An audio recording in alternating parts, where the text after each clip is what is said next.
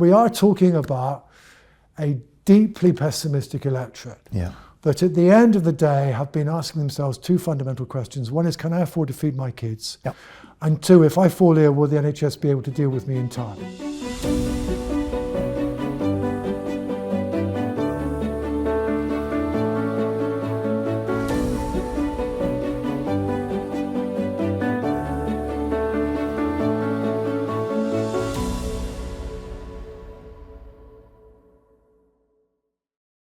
John, welcome to the RSA.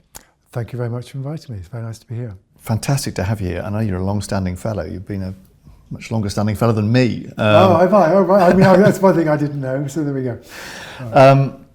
So much to talk about. I wonder whether we might start, as we have the inauguration / coronation of Donald Trump last week. I thought we might start with that, actually, across the pond before we recross. Okay. How do we make sense of the Trump phenomenon? How are pollsters making sense of the Trump phenomenon? It looks like from the last US election, the polls are still playing catch up with the Trump phenomenon. No. Fundamental misconception. People described Trump's success, including Trump himself, as a landslide. Well, point one about Trump is the relationship between rhetoric and truth is not necessarily one-to-one. But it's also something that journalists themselves said, and this is basically people being confused by or misinterpreting the result of the Electoral College for the result of the outcome. So basically the average lead for Harris in the opinion polls in terms of the overall national vote in the final polls was estimated by most of the aggregating websites as 1 point over Trump. In the end, Trump had a 1.5 point lead over Harris. So the lead on the error, 2.5 points. That's pretty good by standards. But then, of course, what's also true is that in most of the swing states, the same error was replicated, but that made the difference between the swing states being divided and possibly, therefore, Harris making it and Trump getting them all. So you end up with a very clear Electoral College victory, but actually in terms of votes, it's quite thin. And my response to you is that that the pollsters in the UK had been anything like as accurate as the polls in the US were, because the error in the lead in the polls in the US is about 2.5 points. The error on the lead here was of the order of 7 points, right? Labour were overestimated because people don't notice, because all you needed to do in 2024 was to put up a big number for Labour. And because Labour get a very large parliamentary majority, albeit on a very low share of the vote, everybody goes, oh, it's fine, right? There isn't an issue here, but actually there was. So that's point one. Point two, I mean, of course, Trump, there has been a change in the character of support for the Democrats and Republicans, which is not dissimilar to the changes that we've seen here in the wake of Brexit. So here, of course, we have seen Brexit being supported essentially by people who are older, people who are more socially conservative, people who have less in the way of educational qualifications, and all things are going right. And this wasn't entirely new. It's a division that is arguably the product of globalization, the fact that education is now so much more important to position the labour market, and that globalisation has resulted also in a lot of migratory flows. And that creates two groups in our society. One group, educated young graduates who can benefit from freedom of movement and who love living in a diverse society, and older people with less in the way of education qualifications for whom immigration is something that happens to them rather than something that they're likely to profit from. Now, equally in the US, Trump again is articulating similar divisions. So the Republican Party now does relatively well amongst those who don't have a college degree. Trump does rather better amongst older people. And he's also got some groups like Latinos to go across. But there wasn't a big change in the character of support for the Republican Party in 2024 as opposed to 2020 or 2016. The big change kicks in really with 2016. So the truth is, no, sure, the polls aren't entirely accurate, but they do provide you a basis for understanding how both here and on the other side of the water, the demography and sociology of voting behaviour has changed. Again, just coming back to this side of the water, Peter Balzer, late Gladstone Professor of Government in the late 1960s, very famously said, class is the basis of British politics, all else is embellishment and detail.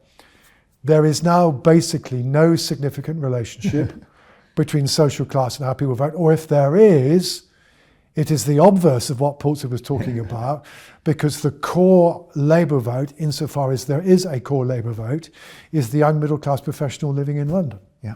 It's not the Darren Minor. And help me make sense of that then. If class has become less of a differentiator across the political spectrum, what is going on there, John? Help us make sense of that. Well, it's essentially, as it was suggesting, basically social class became a major cleavage, not just in the UK, but in lots of other societies, although it would interact with things like religion, etc., in different ways. In the wake of, A, the Industrial Revolution, and B, the advent of the mass franchise at the beginning of the 20th century. Okay. The argument now is, according to some, is that basically we have now seen another fundamental social change that changes again what are the salient divisions in our society. Mm-hmm. So you start off, as I was suggesting, the process of globalisation.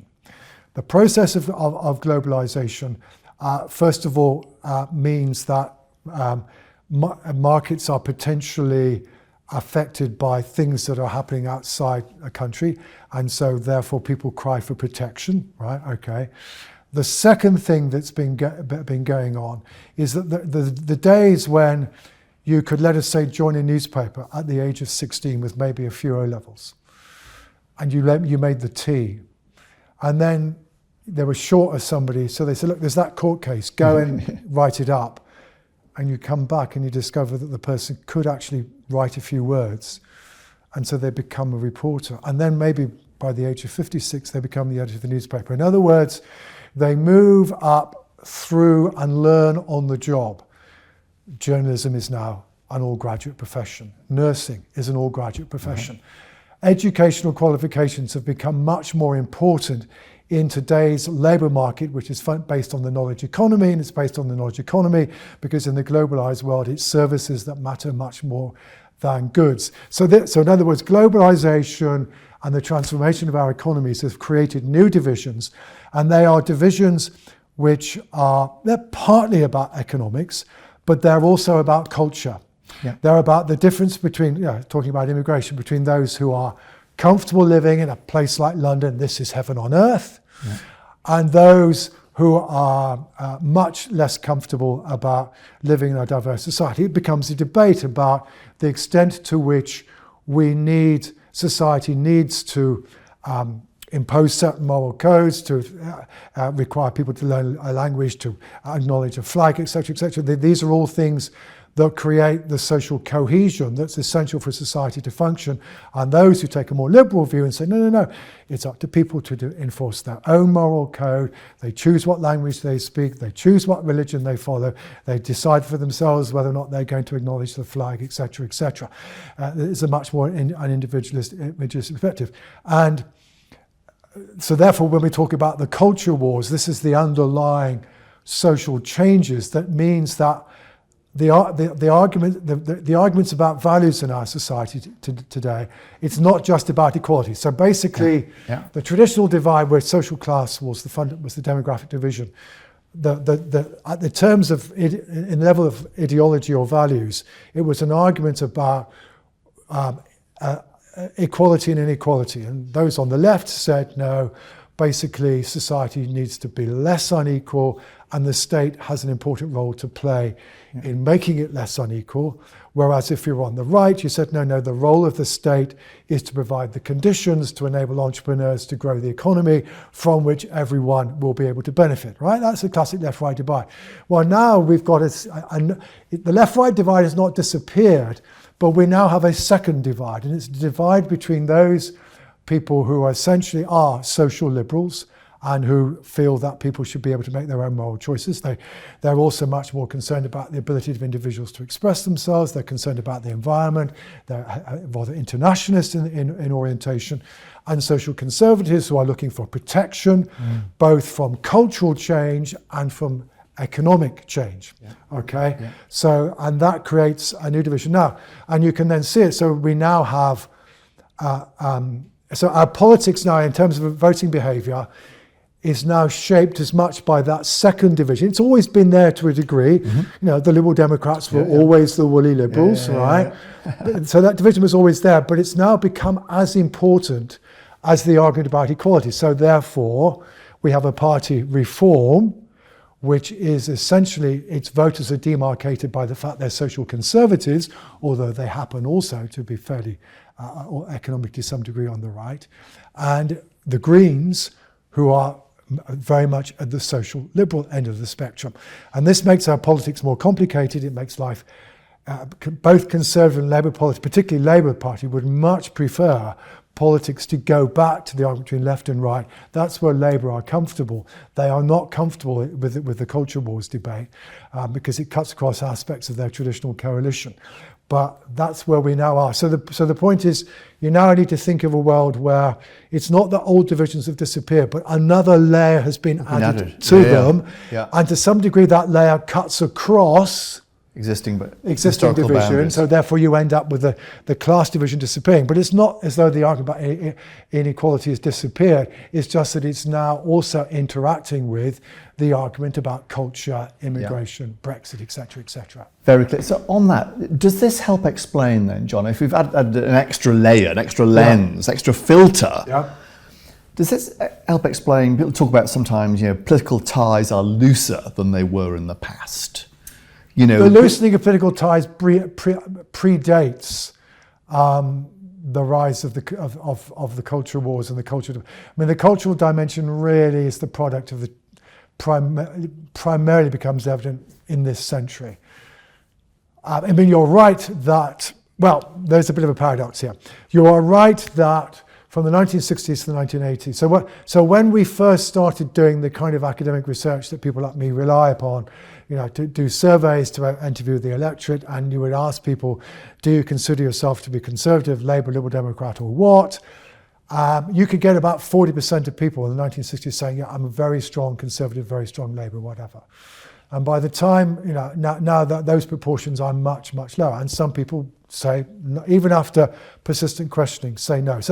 But that change largely kicked in between the 60s and the 80s. But it does, of course, provide a backdrop. Though the paradox I'm referring to is we then discovered in the wake of Brexit that actually people could still have these emotional or affective attachments to political objects. And all of a sudden, we had 40% of people saying they were a very strong Remainer or a very strong Leaver. All right. So it's not necessarily that this the emotion has gone from our politics, but it's no longer attached to political parties. And it did, for quite a while at least, get attached to these labels, Remain and Leave, because, I mean, much like saying strongly Conservative or strongly Labour, you kind of knew. In the 1960s, you knew who the typical Conservative voter was. You know who the typical Labour voter was, although there were many exceptions. Well, the truth is, Leavers, again, you could write a social stereotype. Older, less in the way of educational qualifications, monolingual, perhaps being exposed in an area which has got used to migration, it's getting migration for the first time, versus middle class, young, professional graduates. There was a social stereotype that went with that. Who voted Remain, who voted Leave. It was a different stereotype. But because there was that stereotype, Remainers could recognise each other. They could assume that people of a certain kind and a certain orientation probably shared their views about these things. And again, so therefore, to that extent at least, our politics had the mixture of emotion and social stereotype that we had in the 60s, but it wasn't linked to our political parties. Yeah, absolutely fascinating. And crossing the Atlantic and coming back home now, you started to reflect a bit on UK politics and where it is, the shifting sands of UK politics. Yes. And it strikes me that they may well have shifted a good deal even since the last election. If you believe the polling, I might bring you back. Obviously, it's early days, and you'd expect incumbent governments to face midterm blues, although we're a long way away from a midterm. But, you know, the rise of reform Yes. looks like a real thing. Yes. If you speak to those, as I do a bit, in the constituencies, especially in the north of England, where reform came second in the last election, there has been a cratering of support for the government over the period since the election took place. And reform has been the big beneficiary of It's a bit more complicated than that. Tell me, John. It's a bit more complicated than that. So let's go back very slightly, right? Up to and including 2015, Yeah. people in my profession, political science, have been talking endlessly about the decline of the two-party system. And of course, in 2015, we saw the two-party system completely decimated north of the border, with the Scottish National Party getting virtually 50% of the vote and 56 out of 59 seats. And Scotland left the traditional British party system, at least for a time. We also, of course, however, had the Liberal Democrats persistently being able to get around 20% of the vote, and because they were also getting more efficient at concentrating their vote, you know, actually getting much more in the way of parliamentary representation than they did in the 1960s. So we had that going on, and we were kind of constantly talking about it. And of course, we had UKIP in 2015, also doing well. Okay, and this is one of the interesting things about our politics and how it had seemingly been diverted from some of the trends in Europe, and now maybe not, is that then in 2017, all of a sudden, Theresa May didn't do as well as she hoped, but she did pretty well, and Jeremy Corbyn did a lot better than people anticipated. And all of a sudden, support for our two largest parties rose, and that was largely sustained in 2019. And you know, the UKIP disappeared, Liberal Democrats went down the tubes in 2015, etc., etc. So to that extent, at least, it looked as though what looked like a long-term trend had disappeared. And indeed, in truth, one of the interesting things about 2017 and 2019 is how that second divide that I've been talking about was actually articulated through Conservative and Labour. Boris Johnson, I mean, much like Trump, changed the character support for the Conservative Party. About around 80% of people who had voted Leave voted for the Conservatives in 2019. Around 80% of people who voted Remain did not vote for the Conservatives in 2019. And so therefore the Brexit divide got articulated through our existing party system. And arguably, perhaps, the electoral system had something to do with that, seemingly. And certainly the stability of the British two-party system as compared with what has happened in virtually every West European country in the last decade has been remarkable. I mean, Italy, it's completely different from what it was. Germany now is no longer stable in the way it was. Spain, not democratic for so long, but again, very, very different. The Netherlands, again, it's been transformed. And that's include, but it's not just, the rise of populist parties on the right, also in the case of Greece, populist parties on the left. Right?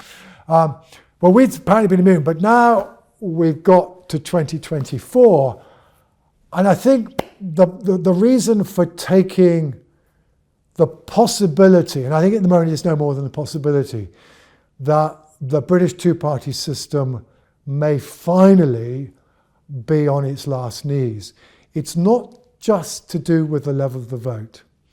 One of the things that wasn't noticed very widely in 2024, it was the first election in British history in which 5 political parties fought virtually every constituency. Right.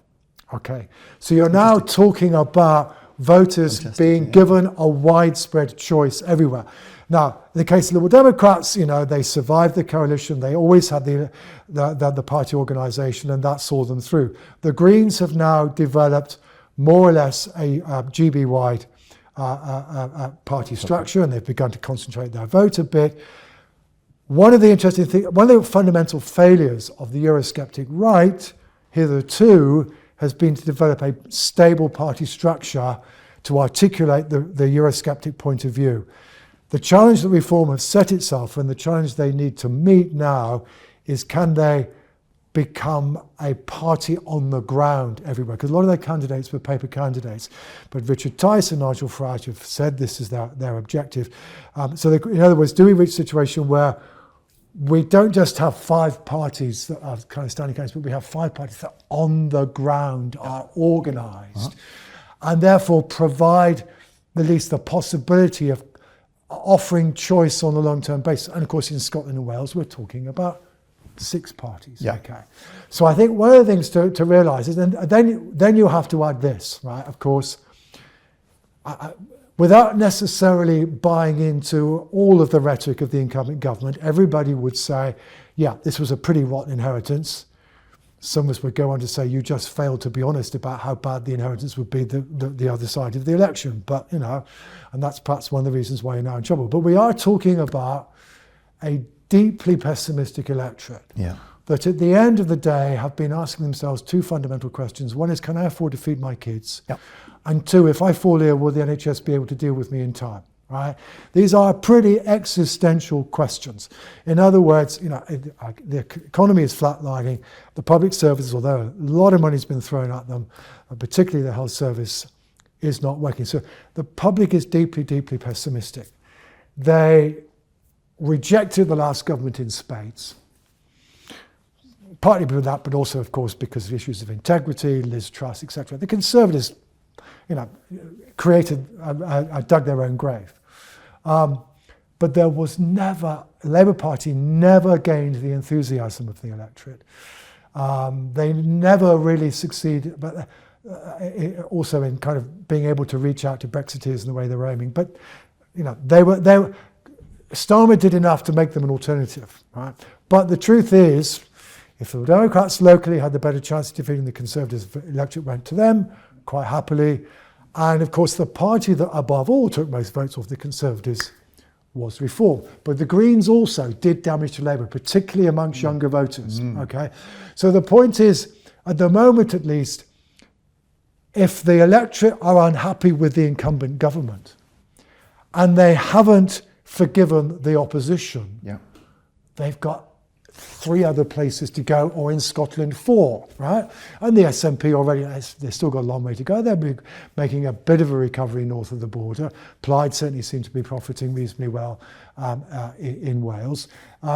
But there's plenty of choice. Now, you're right, in terms of rises since July, it's been reformed.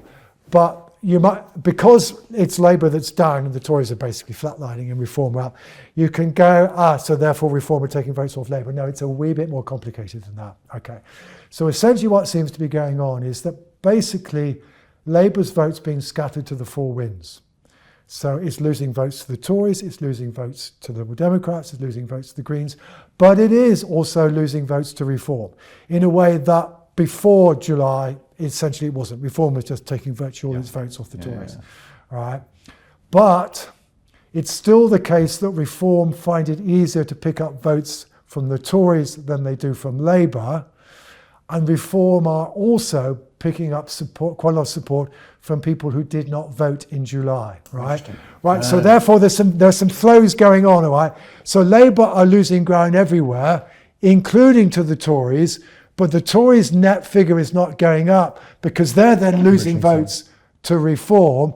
Liberal Democrats are just basically hanging on. The Greens are up a wee bit, but Reform, given that they're getting some flow from Labour, continuing flow from the Tories, and they're picking up votes from people who didn't vote in July, they're the ones who are going up. But it's worth being, and again, this fits my understanding of why Reform did as well as they did in the first place. Because again, I mean, a lot of Conservative voters go, okay, so what does Reform stand for? It stands for Brexit and it stands for lower immigration.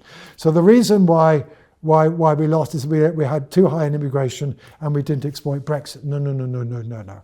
The problem that took the thing that pushed people away from the Conservatives, or at least, you know, if you started to try to find what were the evaluations of how the country was working out before the election, and you tried to see which of those was correlated with people's willingness or otherwise to vote Conservative again.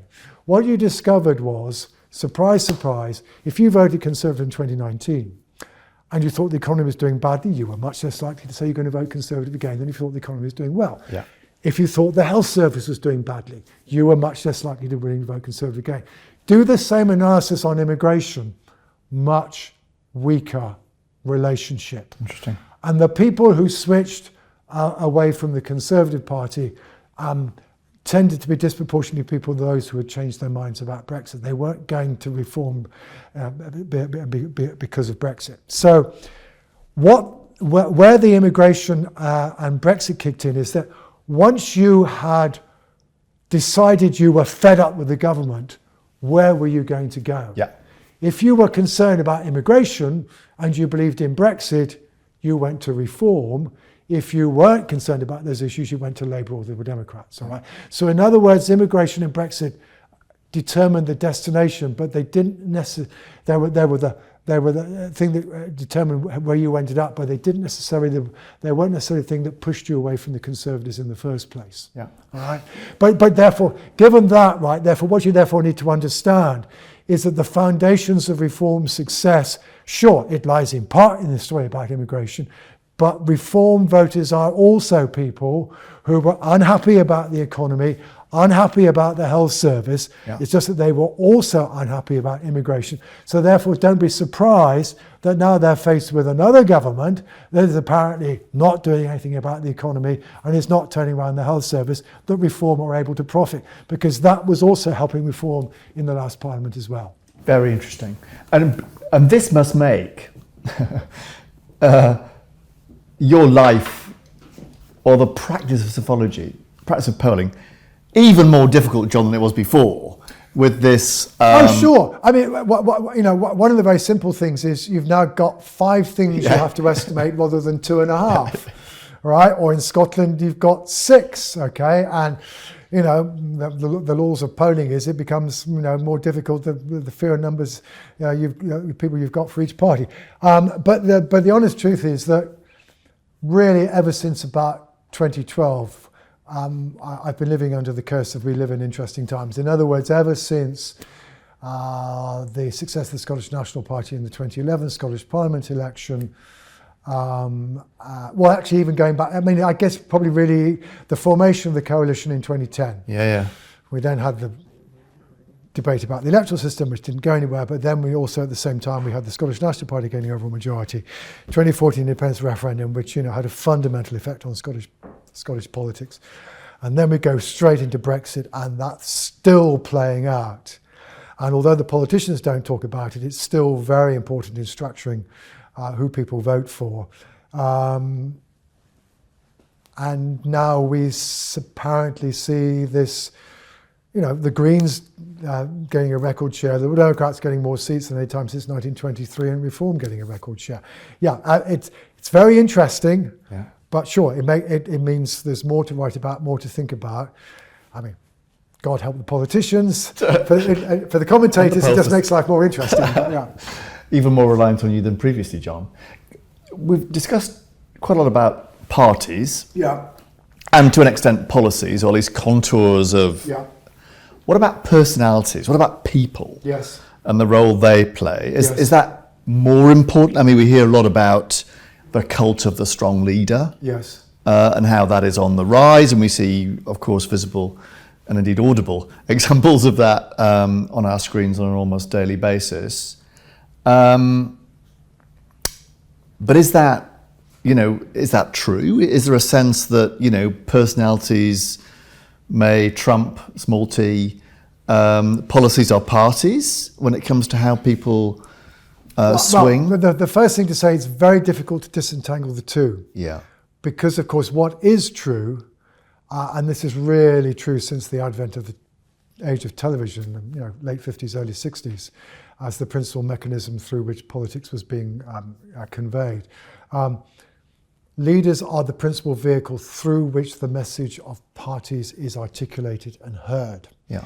So therefore it becomes very, very, at the end of that process, by the time you get an election and try to work out, were people voting for the party or voting for the leader, that can become quite difficult. And once upon a time, I won't bore you, I did write a quite learned academic chapter looking not just the UK but a number of countries, and you basically discovered that sometimes leader evaluations seem to make some difference independently of party, sometimes it didn't. It was probably mattered more in two-party systems than in multi-party systems. Right. But the point was, at the end of the day, what people thought about a party thought about a leader. Now, That said, given that leaders are the mechanism through which people learn about parties, whether or not leaders who have an ability to reach charismatically towards the public are certainly a valuable asset, and it so happens are largely in short supply, and arguably in shorter supply than they have been historically, although one is always aware that, you know, be aware of thinking that things were always better than earlier. But certainly, you know, Boris Johnson, it was long clearly obvious. Boris Johnson's great strength, great ability was as a campaigner. Okay, you know, he shouldn't have been mayor of London, certainly not second time around. Okay, and he demonstrated an ability to reach out to sections of the electorate in London that a Conservative politician wouldn't normally be able to do so. He then demonstrates a similar ability when he eventually gets his hands on the power. Equally, there were always doubts about whether or not he'd be any good at government. And it maybe would all end in tears, and indeed, in the end, it did all end in tears. But you know, it was. I think he would perhaps, in his quieter moments, appreciate it had all the elements of a Greek drama, a Greek tragedy. You know, it was being played out, and it was inevitable what Act 5 was going to consist of. But anyway, but the point is, he had that ability. One of the interesting things about, and of course, Jeremy Corbyn certainly had a certain kind of charisma. He certainly. I mean, it's often true. I mean, Boris Johnson was never that popular as a national figure. The point is, he was popular with the Brexit side of the country, and he was hated by the other side. And much as Margaret Thatcher was highly charismatic, she had a reach, but you know, some people didn't like her. Tony Blair, highly charismatic, you know, brilliant speaker. And then you come to today's crop. Rishi Sunak, no charisma, no narrative. Keir Starmer, no charisma, no narrative. Ed Davey, no charisma, no narrative. John Sweeney, nice bloke, no charisma. And you have Nigel Farage. Nigel Farage has charisma. And I think the point about, there are two things about Farage that I think you should always notice. One is we can argue about whether or not reform have any intellectually defensible solutions. But Farage is brilliant at articulating that deep pessimism of the public that many people feel. I mean, I would just recommend anybody to listen to the speech that Farage gave at the launch of Reform's so-called contract, i.e. manifesto for the last election. He just brilliantly says in human, as opposed to management speak, or professional language, how people feel and what are the problems that they have, right? And he's then able to articulate a story about where he wants to take the country. Now, you may not like that story, but there is a story. He can do narrative, right? And therefore people listen, and people regard it as something that they find useful. Now, I mean, I think actually I've kind of gone back. I mean, it's very difficult to find a previous period in post-war British politics when both the Conservative and the Labour leader were seriously lacking in those qualities. Or if they did, as I would put it, at least there was always Jeremy Thorpe. Right? I mean, the Liberal Party was always reliant on slightly larger-than-life characters. Joe Grimond was a larger-than-life character. Paddy Ashdown was a larger-than-life character. Jeremy Thorpe was a larger-than-life character, albeit a victim of the culture of his time. You know, I mean, those of us who are old enough. I mean, Harold Wilson wasn't dynamic, but again, he could speak in a way that the public would listen. Margaret Thatcher, brilliant, you know, housewife analogies. I mean, I had to write a chapter for Ian Dale about the 1970 election, not long before the general election. I went back and listening to Blair. I mean, Blair just kept on saying the same thing, but he could say it in a way that meant that people would hear and listen. And there was a narrative.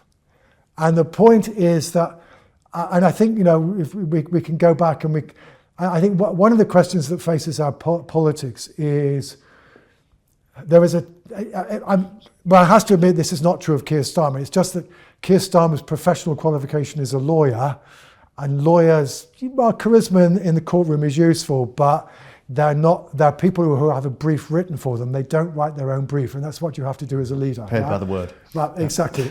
So, so he's slightly acceptable. But a lot of our politicians now, right? Here's a classic, right? They do PPE at Oxford. They then go off and work for a think tank for reform or IPPR or whatever, and they're pretty good at it. They're good at coming up with policy ideas, right? And then some MP or another notice they're quite good, and they become a research assistant to an MP. Said MP eventually ends up as a reasonably senior minister, so they become a SPAD. And then said politician has a reasonable degree of patronage and contact with their party. He says, well, maybe you want to stand, And, I know a few folk down in so whatever. And so said person who has never had to learn the crucial art of politics, which is communication, right. is brilliant at policy, all right, becomes an MP. And the truth is, I think there are a lot of people on both front benches who would make very good civil servants, but they're not necessarily politicians. The one thing that politicians have to be able to do is they have to be able to defend their patch and articulate their party's message to the broader public. And we are relatively weak, I think, in politicians, and particularly in the mainstream parties, of people who have that quality. And the one you mentioned, the UK, that has, you could argue that Trump has that for some reason. Oh, absolutely, yeah, brilliant. He's become the tribune for the blue collar worker in the US. Bizarrely, is a billionaire, but he has. No less bizarrely. And the point is, it's a simple message that you can understand, you can hear. And the point is, there is a narrative. We may not like the narrative, but there is a very, very clear narrative, which is, this country has been going down the tubes. We need to make it the leading country in the world again. And we're going to do that by protecting you. It comes back to what I was saying earlier, protecting you against the economic winds of globalization. Yes. And also the cultural winds that arise from mass migration. So this is very, very much, and this is partly what Brexit is about. In part what's going on in our politics more broadly is a debate about globalization and its advantage and disadvantage. And I think very clearly, in part, we are moving away we're getting a lot of political pressures to take us away from aspects, at least, of the globalized world, even that many economists will say, no, at the end of the day, this is the only way in which you are going to get the economic growth that you want, but that's becoming much more difficult to sell. And it's become a more nuanced message, even from economists, actually. Sure. And how bad that it took its time to become so nuanced. So, we have, in many countries, including in the UK, I think, I'm putting words slightly in your mouth here, John, we have a relatively politically untethered blue-collar working class, historically that have swung Labour. Some anchoring took place in 2019 when Boris Johnson took the and now Red Wall. Gone to reform, absolutely. Some of them will have come back to the homelands, lending their vote in the election last year, but with no real conviction.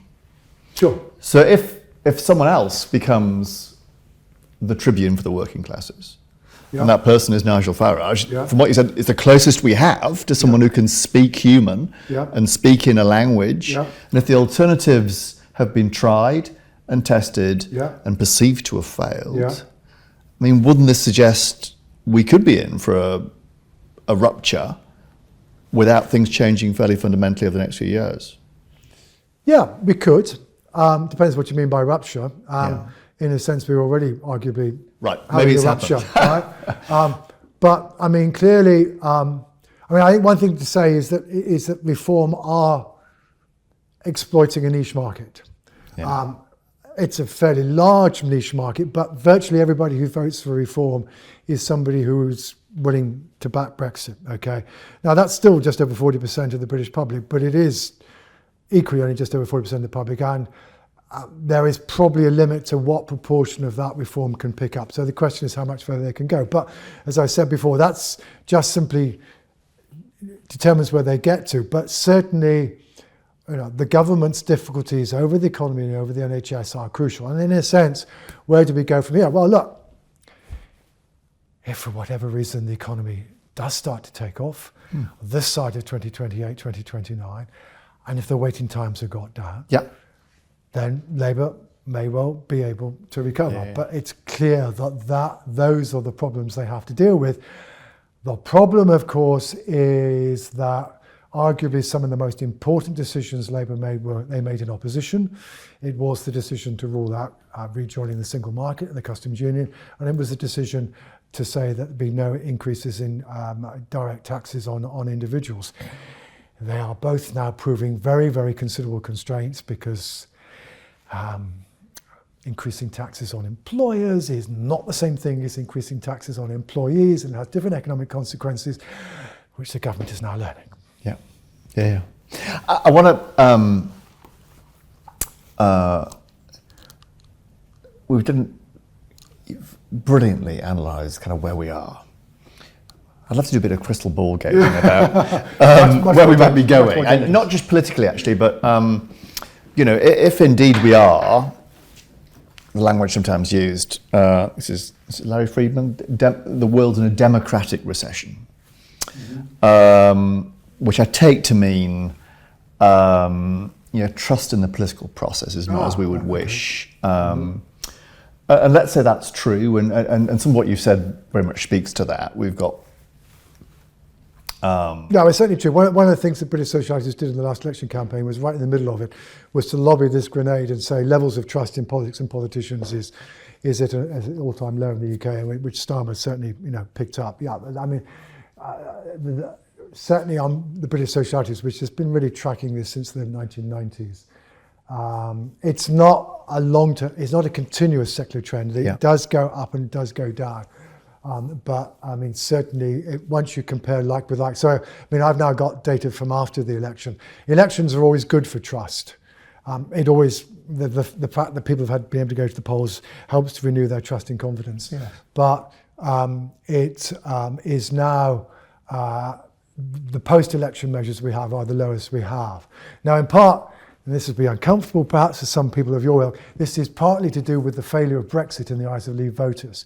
Brexit was good for trust because the people who voted for Brexit were historically the people who tended to be less trusting. All right? People with degrees, etc., always tend to be more trusting of politics and politicians, right? People with less educational qualifications tended to be less. Older people have always, people talk about younger people have always tended to be more trusting than older people. When you get older, you get a bit more cynical, right? Okay. I know that feeling. But because Brexit, in the wake of Brexit, people who voted Leave, you saw their trust become markedly higher in 2020. But then that's all gone, all right? So the failure of Brexit in the eyes of Leave voters, their disappointment with it, has undermined the boost of trust. The Remain folk are still unhappy. And then, of course, call a spade here, the fact that there were issues of integrity about the last administration, also added to it. So, but yeah, there's a long-term thing before that. But the point was, it looked as though perhaps Brexit might help to reverse it, but it's failed because Brexit's not succeeded in the eyes of Leave voters. But yeah, sure. What can we do? So what can we do if indeed we are in some trough, mini or maxi depression? How do we get out of depression politically? The first thing we should learn, we should not do, is try to regulate our way out of it. All right. One of the things, essentially, I think the problems about trust really start with the arguments about sleaze with the John Major's government, which was a mixture of allegations about financial impropriety, but also his famous so-called back to basics speech, and then pretty much every Sunday the News of the World or the People or whatever had another story about another politician spending time in bed with somebody other than their wife, and that at that stage was still potentially a resigning issue because of the way in which Major's speech had been interpreted, right? The Labour Party attacked, unsurprisingly, the government very strongly for that. And we then set up the Commission on Standards in Public Life. We started regulating political parties much more, right? The problem with this is that because of that history, you remember Blair got into trouble over claims about his relationship with the then Bernie Ecclestone of Formula One, right? Yeah. Because the Tories were trying to get their own back. And the truth is, two things have interacted with the issue. One is now, basically our political class are unable to think collectively.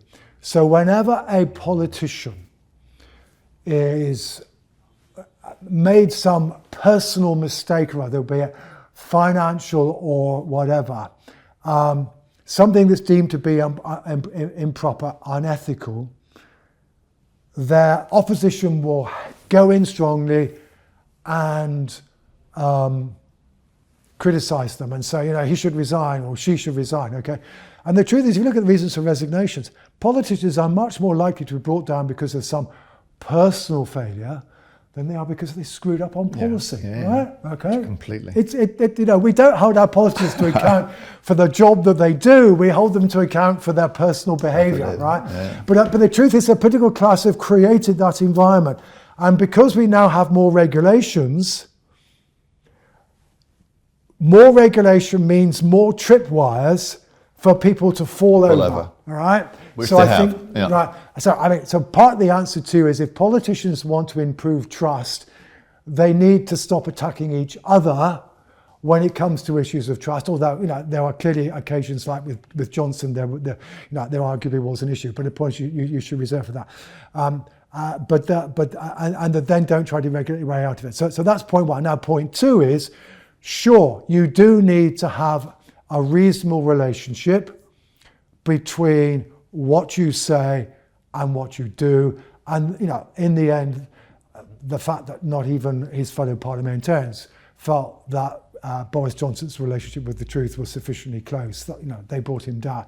That is an issue. And I think, one of the interesting things about Trump is, will he still be able to succeed in using rhetoric to paper over the cracks, or will the point of credibility go? And we don't know. It may be he's so good at it, and just so insensitive.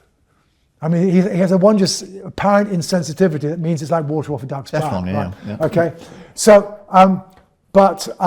otherwise, I would then say to you, when we started to try to analyse in British social attitudes, why was trust low?